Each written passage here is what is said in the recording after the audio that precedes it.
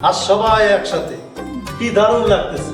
হ্যাঁ বাবা, আজ ইফতারের জন্য কাউকে ডাকতে হয়নি, সবাই নিজ থেকে এসে পড়েছে। নিজ থেকে আসেনি, কারণ আজ ফাতেমা নিজে গিয়ে ওদের দুই ভাই বোনকে নিয়ে এসেছে ইফতার করার জন্য। বাহ মা, তুমি দিয়ে অসাধ্য সাধন করেছো। দেখতেও না মাইয়া ডাকার, আমার মাইয়া লাখে একটা, পুরাই আমার মতো। হ, ঠিকই কইছো।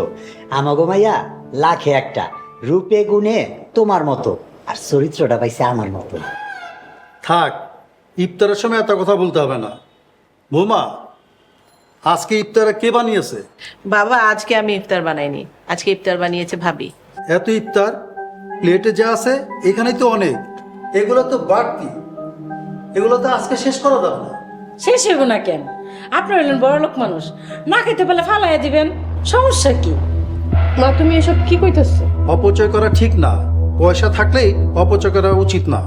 আল্লাহ অপচয়কারীকে পছন্দ করে না। চাচা যান, বানায় যখন ফালাইছে কি আর করার। কোনো সমস্যা নাই, ইফতার যখন বেশি হয়ে গেছে তাহলে দারোয়ান ভাই আর প্রতিবেশীকে দিলেই তো হয়, তাহলে অপচয় হইল না আর তারাও খুশি হয়ে গেল। বাহ, দারুণ বুদ্ধি। জুলেখা, মেয়ের কাছ থেকে শেখো, কত সুন্দর একটা সমাধান দিয়ে দিল।